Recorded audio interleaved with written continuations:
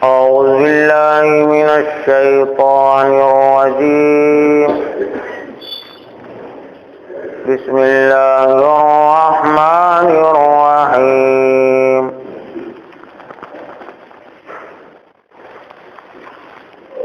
ألا إنهم هم المفسدون ولكن لا يشعرون. وَإِذَا قِيلَ لَهُمْ آمِنُوا كَمَا آمَنَ النَّاسُ قَالُوا أَنُؤْمِنُ كَمَا آمَنَ السُّفَهَاءُ أَلَا إِنَّهُمْ هُمُ السُّفَهَاءُ وَلَكِنْ لَا يَعْلَمُونَ. صدق اللہ العظیم. محترم حضرات،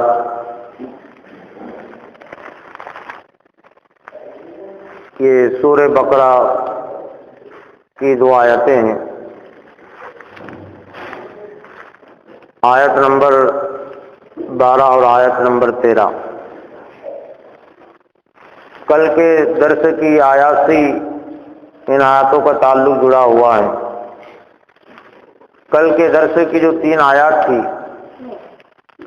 ان میں بھی منافقین کا تذکرہ، منافقین کا کردار، ان کا طرز عمل بیان ہوا تھا، اور یہی سلسلہ ابھی کئی آیات تک اور چلے گا. کل کے درس کی اخیر کی جو آیت تھی جس میں منافقین کے حوالے سے بات کہی گئی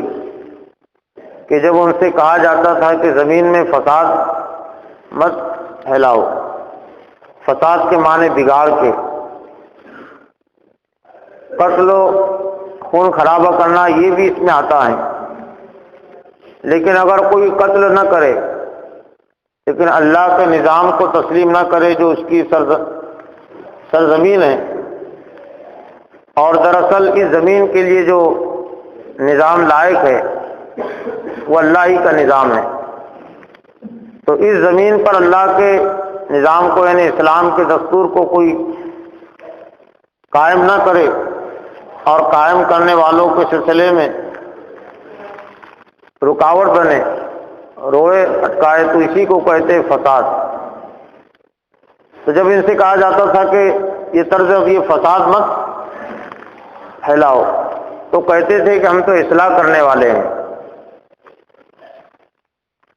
تو انہی کے متعلق اللہ نے بھی فرمایا کہ الا انہم هم المفسدون ولکن لا یشعرون. سن لو، آگاہ رہو، دراصل فسادی تو یہی ہے، فساد کرنے والے تو یہی ہے، بگاڑ پیدا کرنے والے تو یہی ہے. اردو میں قریب قریب جو لفظ اس کے لیے استعمال ہو سکتا ہے فساد کا، وہ بگاڑ. بگاڑ میں عقیدے کا بگاڑ بھی ہے، عمل کا بگاڑ بھی ہے، اور پھر خون خرابہ،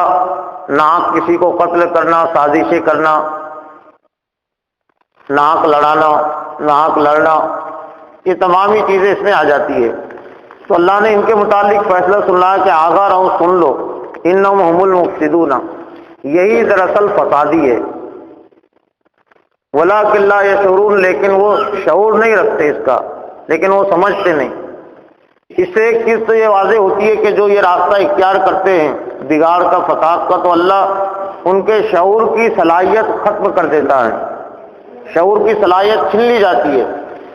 اور قرآن مجید میں دوسرے مقام پر یہ بھی کہا گیا کہ وَيَحْسَبُونَ أَنَّهُمْ يُحْسِنُونَ صُنْعًا، یعنی برائی کرنے والے یہ سمجھتے کہ يُحْسِنُونَ صُنْعًا، ہم تو نیکی کر رہے ہیں، ہم تو بھلائی کر رہے ہیں. آج کے اس دور کو بھی اگر ہم دیکھیں تو جو رات دن قتل و غارت گری میں لگے ہوئے ہیں تو ان کے پیش نظر بھی یہی ہے کہ ہم جو کچھ کر رہے ہیں بہت اچھا کر رہے ہیں اور ہم کو یہی کرنا چاہیے، اور اگر ہم نے یہ نہیں کیا تو پھر بہت برا ہو جائے گا. سیاسی میدان سے بھی اگر ہم دیکھیں تو امریکہ، اس کے ہم نوا ممالک، جو دوسرے مسلم ممالک میں اور خاص طور سے اسلامی تحریکات پر اور اسلامی افراد پر جو ظلم و ستم کر رہے ہیں تو یحسبون انہم یحسنون صنعا، وہ سمجھتے کہ ہم بھلائی کر رہے ہیں، بہت اچھا کر رہے ہیں، عدل کے نام پر، یعنی دہشت گردی کے ختم کرنے کے نام پر یہ سب ہو رہا ہے، یعنی اصل دہشت گردی کے خاتمے کے نام پر ہو رہی ہے، یا دوسرے معنی میں اس کو ظلم و ستم جو ہو رہا ہے تو وہ امن کے نام پر، انصاف کے نام پر، یعنی ان کے نزدیک امن کا تقاضا اور انصاف کا تقاضا یہ ہے کہ بستیوں کو ویران کیا جائے، معصوموں کا قتل عام کیا جائے، عورتوں کو قتل عام کیا جائے، اور پھر وہی روش جو مسلم حکمراں بنے ہوئے ہیں، یہ جو کردار بیان ہوا ہے، تو آج کے دور کے جو مسلم حکمراں ہیں تو ان مسلم حکمرانوں پر پورے طور سے یہ صادق آتا ہے، چاہے پھر وہ بنگلہ دیش کے حکمراں ہو، پاکستان کے حکمراں ہو، یا پھر افغانستان میں امریکہ کا جو پٹھو بیٹھا ہوا حامد کرزئی وہ ہو، یا پھر جہاں پر مسلمان اقلیت میں ہندوستان میں، تو یہاں کے حکمرانوں کی بھی سوچ کچھ الگ نہیں ہے، غیر مسلموں کی تو حکمرانوں کی سوچ سے تو کوئی بحث ہے ہی نہیں، کوئی توقع نہیں کی جا سکتی، لیکن جو سیاست کے میدان میں پیش ہے اور جنہیں مسلمان اپنا سیاسی لیڈر سمجھتے ہیں، تو ان کا بھی معاملہ یہی ہے کہ جب ان سے کہا جاتا ہے کہ یہ ظالموں کا، جابروں کا ساتھ مت دو، تو ان کا جواب یہی ہوتا ہے کہ ہم تو اصلاح کرنے والے ہیں۔ اب یوں سمجھ لیجئے کہ دیکھ لیجئے، کانگریس کا ظلم و ستم آزادی سے پہلے بھی اور آزادی کے بعد بھی مسلمان اپنی سر کی آنکھوں سے دیکھتے آ رہے ہیں، اور قرآن میں کہا وَلَا تَرْكَنُوا إِلَى الَّذِينَ ظَلَمُوا فَتَمَسَّكُمُ النَّارُ، کہ ظالموں کی طرف مت جھکو، ظالموں کی تائید مت کرو، فَتَمَسَّكُمُ النَّارُ، ورنہ آگ تمہیں پکڑ لیں گی۔ تو یہ اپنی آنکھوں سے دیکھتے ہوئے اور تسلیم کرتے ہوئے بھی آج کانگریس کا جو ساتھ دیا جا رہا ہے، یا کانگریس کے جو جھنڈے اٹھا رہے مسلمان، تو منشا کیا ہے؟ مسلمانوں کو ان کے حقوق دلائے جائے کانگریس کے ذریعے سے، اور دوسری طرف سر کی آنکھوں سے دیکھتے رہے کہ حقوق کو، سیاسی حقوق کو طلب کرنے والی اور چھیننے والی وہ کانگریس، لیکن مسلمانوں بھی کہ میں کانگریس کو کیوں ووٹ دو، کانگریس کا کیوں ساتھ دو، تاکہ اس کے ذریعے سے مسلمانوں کے حقوق محفوظ رہے۔ تو یہی جو شعور کی جو کیفیت ہے، صحیح سوچنے کی، اللہ نے فرمایا کہ لا یشعرون، لیکن وہ شعور نہیں رکھتے، وہ سمجھتے نہیں۔ وَإِذَا قِيلَ لَهُمْ آمِنُوا كَمَا النَّاسُ، دوسرا ان کا کردار طرز عمل، یعنی آج سے 1400 سال پہلے کے منافقین پر تو تھا ہی، لیکن آگے یعنی آج کی تاریخ کے کردار پر بھی اور طرز عمل پر بھی یہ پورا کردار صادق آتا ہے جو ان آیات سے بیان ہوا ہے۔ اور جب ان سے کہا جاتا ہے کہ آمنو کما آمن الناس، ایمان لے آؤ جیسے کہ لوگ ایمان لائے ہیں، یعنی حضرت عمر فاروق، حضرت ابوبکر صدیق اور جو مخلصین صحابہ اکرام تھے، مخلصین مومنین، ان کی کردار کی طرف اشارہ ہے کہ جنہوں نے کوئی پرواہ نہیں کی، اب جان کو پیش کر دیا، مال کو پیش کر دیا، چاہے دین اور ایمان کی خاطر نقصان ہو، پریشانی آئے، آزمائش آئے، سب کے لیے تیار رہے۔ لیکن منافقین کا جو کردار تھا کہ اگر مسلمانوں کا ساتھ دینے میں اگر فائدہ ہو رہا ہے تو مسلمانوں کی تعریف کرنا، اور اگر پھر نقصان ہو رہا ہے تو پھر مسلمانوں کی مخالفت کرنا، تو انہی کے متعلق کہا جا رہا کہ جب ان سے کہا جاتا ہے کہ آمنو کما آمن الناس، ایمان لے آؤ جیسے کہ لوگ ایمان لائے ہیں، یعنی مخلص مومنین کی طرف اشارہ ہے، تو کیا کہتے تھے؟ قالوا انؤمن کما آمن السفہاء، کیا ہم بیوقوفوں کی طرح ایمان لے آئے؟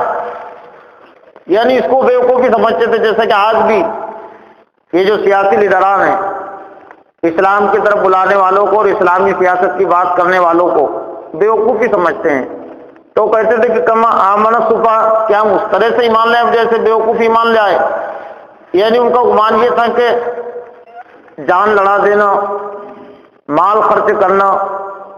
اندیکھی چیز کے لیے نہیں، جو وہ فائدہ ہوگا کب ہوگا کس نے دیکھا، تو جنت کی طلب اور جستجو میں جان دے دینا اپنے گھر بار کو چھوڑ دینا، مال خرچ کرنا، اس سے بڑھ کر بیوقوفی کیا ہو سکتی ہے؟ آج بھی دنیا پرستوں کے نزدیک، آج کے دور کے جو منافقین ہیں ان کے نزدیک بھی اس کے علاوہ اور کوئی نہیں ہے الفاظ مخلص مومنین کے لیے، اسلامی تحریکات کے لیے اس کے علاوہ کوئی الفاظ نہیں ان کے پاس۔ وہی الفاظ ہے جو آج سے 1400 سال پہلے کے منافقین کے پاس تھے، تو انہیں کوئی بہت بڑا کارنامہ انجام نہیں دیا، انہوں نے اپنے طور سے بہت ساری چیزیں نہیں سیکھی، بلکہ صرف وہ نقالی کر رہے ہیں کہ آج سے 1400 سال پہلے کے منافقین نے ان کو جو سکھا دیا، جو سمجھا دیا، بس اسی تو وہی سبق دوہرا رہے ہیں، بلکہ انہی الفاظ کے ساتھ، جیسا کہ اس سے پہلے کہا تھا کہ کہتے تھے ہم تو اصلاح کرنے والے ہیں، تو آج جو کچھ ظلم ہو رہا ہے وہ بھی اصلاحی کے نام سے کر رہے ہیں۔ اور صحیح اسلام کی طرف اگر بلایا جائے اور مخلص مومنین کے طرز عمل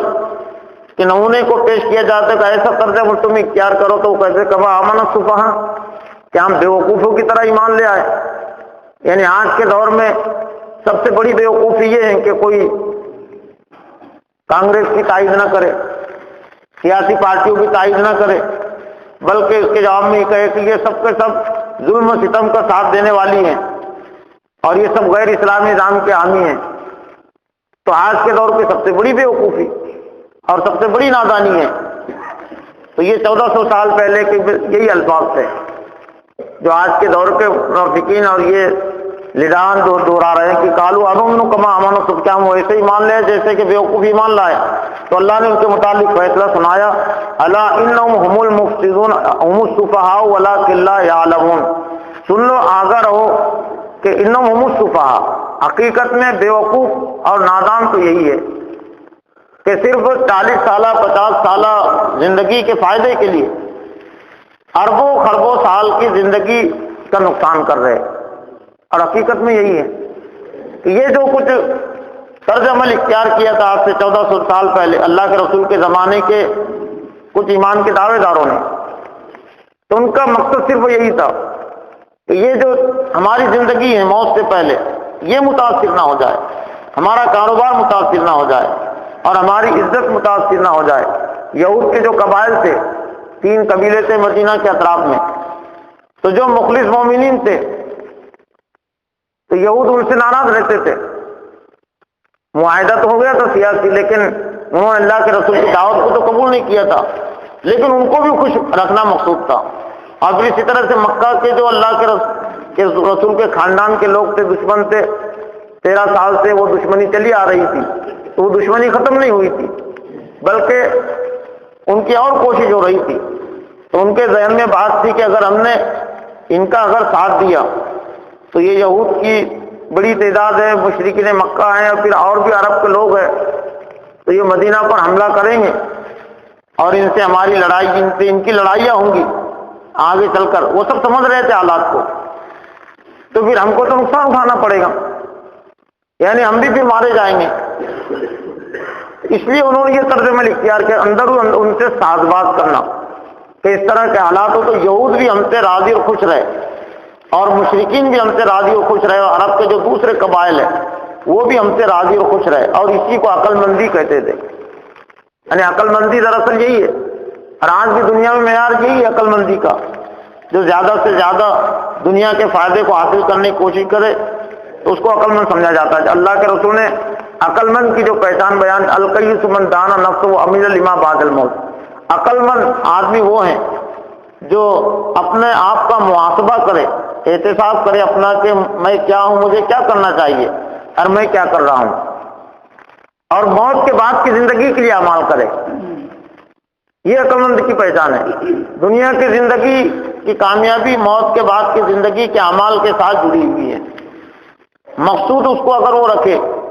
تو اللہ دنیا کی بھی چیز، لیکن دنیا کو جو مقصود بنا لے تو پھر آخرت اس کی ضائع ہو جاتی ہے، آخرت اسے نہیں مل سکتی۔ تو یہ منافقین کا جو کردار تھا، تو اللہ نے فرمایا کہ انؤمنوا کا الا انہم هم السفہاء ولکن لا یعلمون، سن لو آگاہ رہو کہ حقیقت میں نادان اور بیوقوف تو یہی ہے۔ اس سے بڑھ کر ایک مثال کے ذریعے سے اس کو سمجھا جا سکتا ہے کہ ایک شخص ہے اور 1 روپے کے بدلے میں اسے 1 کروڑ مل رہے ہیں، اور ایک شخص ہے کہ 1 روپے کے بدلے میں اس کو 1 پیسہ مل رہا ہے، 1 روپے کے بدلے میں اس کو 1 ہی پیسہ مل رہا ہے، اور ایک طرف 1 روپے کے بدلے میں 1 کروڑ اس کو مل رہے ہیں۔ تو اگر کوئی 1 روپیہ دے کر 1 پیسہ قبول کرے گا تو آج بھی لوگ اس کو کہیں بیوقوف ہے۔ عقل مندی کی بات یہ تھی کہ آسانی کے ساتھ جائز طریقے سے مل رہے تھے، 1 روپے کے بدلے میں 1 کروڑ مل رہے تھے تو اس کو لینا تھا۔ تو یہی مثال، بلکہ یہ مثال بھی پھیکی پڑ جائے۔ آخرت کی جو زندگی ہے دنیا کی زندگی کے مقابلے میں اللہ کے رسول نے کہیں پر فرمایا کہ وہی مثال ہے جس طرح کوئی سمندر میں ایک سوئی ڈبوئے، انگلی نہیں، انگلی کو تو پانی تھوڑا زیادہ لگے گا، سوئی اور سوئی کی نوک پر پانی کتنا لگے گا؟ دوربین میں سمجھتا ہوں لگیں گے پانی جو کچھ اس میں لگا، تو اللہ نے فرمایا کہ سوئی کی نوک پر جتنا پانی لگا، یہ پوری دنیا کی زندگی، پوری دنیا کی زندگی نہیں انفرادی، پوری دنیا جو حضرت آدم علیہ السلام سے ہے، حضرت آدم علیہ السلام سے لے کر قیامت تک جتنی دنیا ہے، جس میں بے شمار سلطنتیں، حکومتیں بھی آئی اور آئیں گی، ختم ہوں گی، تو دنیا اس طرح ہے، پوری دنیا، ایک شخص کی زندگی نہیں، پوری دنیا کی مثال اتنی ہے جس طرح کے وہ سمندر میں ڈالی ہوئی سوئی کی نوک پر جتنا پانی لگا۔ تو اس سے بڑھ کر اور کوئی بیوقوفی کی بات نہیں ہو سکتی، لیکن یہ بیوقوفی کو سمجھنے کے لیے حقیقی ایمان ضروری ہے، یعنی قرآن سے تعلق ضروری ہے، تبھی وہ فرقوں کو سمجھ سکتا ہے۔ تو هم السفهاء ولكن لا يعلمون، لیکن اللہ نے فرمایا کہ حقیقت میں وہ جانتے نہیں، وہ نہیں جان سکتے ہیں، وہ تو یہ جانتے ہیں کہ دنیا میں جو کچھ ہم کو مل رہا ہے دراصل یہی فائدہ ہے، اور آخرت کے نفع اور نقصان کی بات تو ایک ادھار چیز ہے، جب آئیں گی وہ تب کس نے دیکھا جنت کو اور کس نے دیکھا دوزخ کو، تو آخرت کو نظر انداز کیے ہوئے ہیں، یعنی زیادہ فائدے کو وہ چھوڑے ہوئے اور چھوٹے فائدے کو قبول کیے ہوئے، ولکن لا یعلمون، لیکن حقیقت میں وہ جانتے نہیں۔ اللہ سے دعا ہے کہ اللہ تعالیٰ ہمیں منافقین کے طرز عمل کردار سے بچنے کی توفیق عطا فرمائے، مومنین مخلصین کے کردار طرز عمل اختیار کرنے کی توفیق عطا فرمائے۔ ربنا تقبل منا انک انت السمیع العلیم وتب علینا انک انت التواب الرحیم۔